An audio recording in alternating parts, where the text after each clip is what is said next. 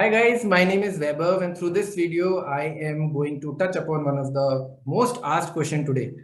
Zomato IPO में apply करना है कि नहीं? Well, I am not going to give the answer to Zomato IPO में अप्लाई करना है कि नहीं, बट मैंने एक फ्रेमवर्क बनाया, एक मॉडल बनाया है जिसके थ्रू कौन से IPO में अप्लाई करना है या नहीं करना है, आपको 5 मिनट के अंदर अंदर इसका आंसर खुद से मिल जाएगा। आपको अपने फ्रेंड के ऊपर या रिसर्च एनालिस्ट के ऊपर बैंक करने की जरूरत नहीं है। आपको वो 700 पेजेस का DRHP प्रोस्पेक्टस, जो वैसे भी कोई रिटेल इन्वेस्टर ज्यादा पढ़ते नहीं है, आपको वो सब पढ़ने की जरूरत नहीं है। सिंपल से, या आपको न्यूज मीडिया एनालिस्ट के बात सुनने की जरूरत नहीं है। आप सिंपल खुद से 5 मिनट के अंदर अंदर ये चीज पता लगा सकते हैं और उसके बाद अप्लाई कर सकते हैं।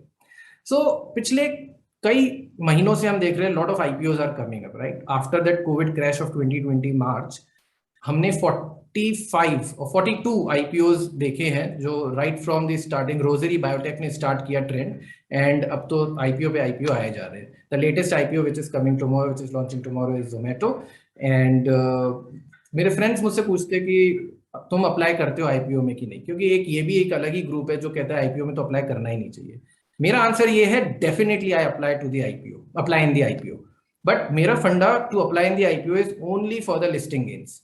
मैं कभी भी आईपीओ में लॉन्ग टर्म होल्डिंग के लिए अप्लाई नहीं करता हूं, चाहे जितना भी अच्छा बुरा जैसा भी इशू हो।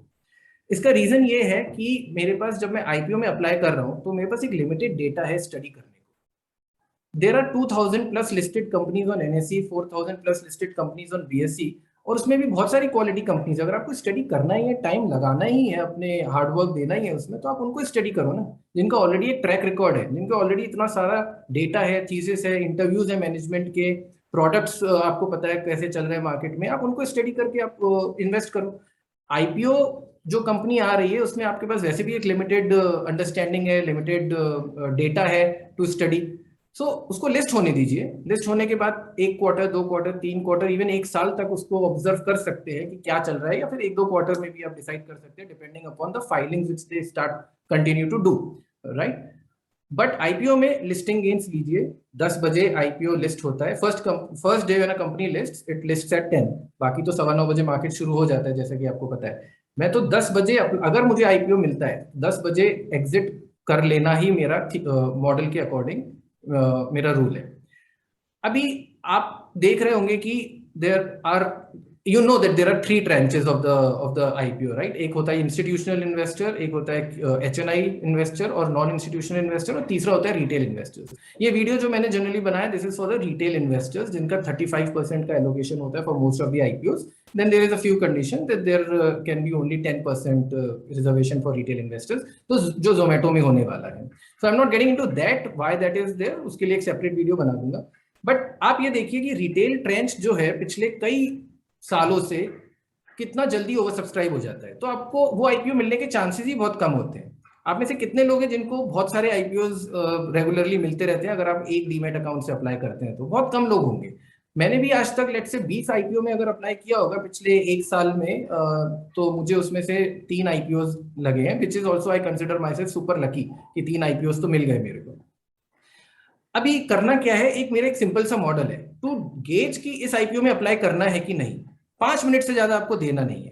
ये मैं अपने मर्जी से ऐसी नहीं बोल रहा हूं, बट मैंने पूरा एक डेटा एनालाइज किया है। इस डेटा के अकॉर्डिंग मैंने क्या किया कि लास्ट 7 ईयर्स के आईपीओ का पूरा लिस्ट निकाला। 7 ईयर्स बेसिकली जब से मोदी सरकार, Modi government, the first NDA government came, May 2014, वहां से लेके ऐसी रैंडम डेट ले ली है, रैंडम। और 7 साल का डेटा इसलिए लिया है, कल को आप लोग ये ना कहो कि तुमने पिछले 1 साल का डेटा लिया है तो उसमें तो सारे आईपीओ ऊपर ही गए हैं। या even 2017 was a bumper year for the IPOs and so many IPOs are coming and listing much above their issue price. उसमें से एक डीमार्ट भी था। सो मैंने 7 साल का डेटा लिया, सो दैट हर साल के डेटा, हर साल का आईपीओ एंड वो उसका पैटर्न कैप्चर हो जाए। ऑल्सो ये भी देखा गया है कि IPO market, which is called the primary market, generally follows the mood off the secondary market. Secondary market यानी आपका निफ्टी सेंसेक्स भाग रहा है, तो बहुत सारे आईपीओज आएंगे, बिकॉज बहती गंगा में सबको हाथ धोना है। So all these promoters and the private equity guys जिनको एग्जिट लेना होगा या फिर पैसा रेज करना होगा, they generally look at कि सेकेंडरी मार्केट मूड अच्छा है तो चलो आईपीओ लेकर आते हैं, which is what is happening in current scenario. So listing gains के चांसेस इसमें बहुत रहते हैं, because so many people are actually applying to it, तो डिमांड बहुत ज्यादा हो जाती है। जब डिमांड ज्यादा हो जाती है तो अपने आप ही शेयर प्राइस सर्ज होने के चांसेस ज्यादा रहते हैं। This is the psychology. अभी मैं इसमें फंडामेंटल एनालिसिस, टेक्निकल एनालिसिस में तो घुसना ही नहीं चाह रहा।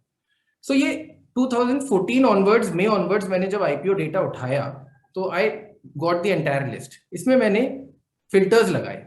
मेरा फर्स्ट फिल्टर ये है कि I will take only those IPO जिनका size, issue size is more than 100 crore and less than 2000 crore. ये बात आप बहुत ध्यान से सुनिएगा, less than 2000 crore is my criteria. जब मैंने ये 100 to 2000 करोड़ के बीच, इशू साइज के बीच के आईपीओ का फिल्टर लगाया, तो मेरे पास टोटल 116 आईपीओ आए पिछले 7.5 साल में, और पिछले 7 साल में जिसका डेटा मैंने एनालाइज किया। फिर इसमें मैंने ये देखा, फिर इसमें मैंने सारे पीएसयू आईपीओ निकाल दिए बस। तो पीएसयू आईपीओ निकालने के बाद 116 बचते हैं। तो I don't like to apply in government IPO because उसमें अलग ही लेवल का इशू रहता है। तो IRCTC, GIC re insurance, NI, ये सारे आईपीओ मैंने कंसिडर नहीं किए। So private sector IPO total 116 है। इसमें मैंने एक बहुत इंपॉर्टेंट पैरामीटर ये देखा, डे 1 पे कभी भी आईपीओ में मैं अप्लाई नहीं करता हूं। मैं डे 2 पे ये देखता हूं कि डे 1 पे आईपीओ ट्रेंच, रिटेल इन्वेस्टर का ट्रेंच कितना फिल हुआ। ऑन डे 1, ये बहुत ध्यान से सुनिएगा, on day 1 if your retail trench is getting fully subscribe means one time subscribe minimum जरूरी है।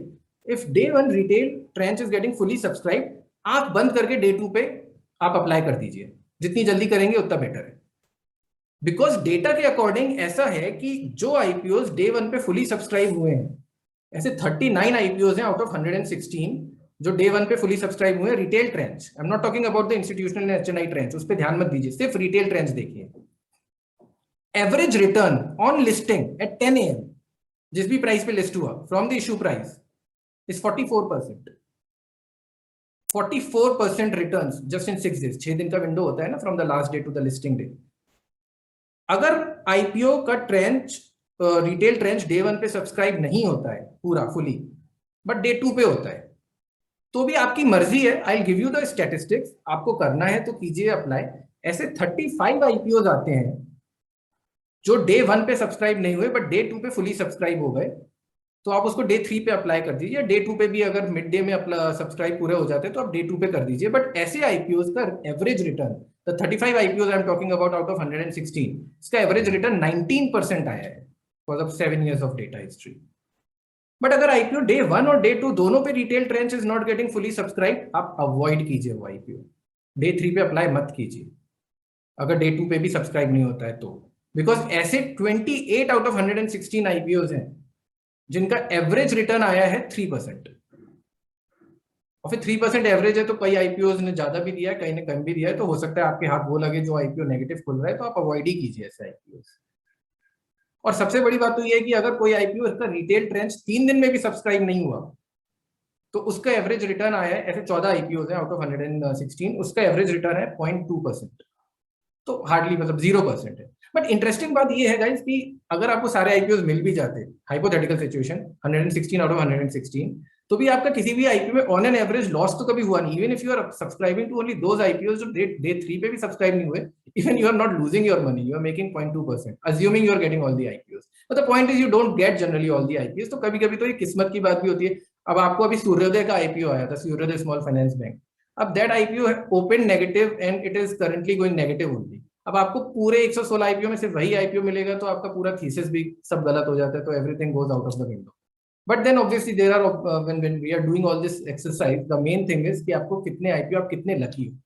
अल्टीमेटली द पॉइंट इज कि जब आपको पता है कि आपको आईपीओ मिलने के चांसेस इतने इतने कम है, तो उस पर आपको इतना टाइम क्यों वेस्ट करना है कि आप, एंड आपको 15,000 से ज्यादा का आईपीओ तो वैसे भी मिलने नहीं वाला है, right? If you are a retail investor, generally it is suggested if you are getting an over subscription, so it's better to apply only for one lot, and I'm assuming you only apply from one demat account. If you get that IPO, आपका maximum 15,000 का investment है।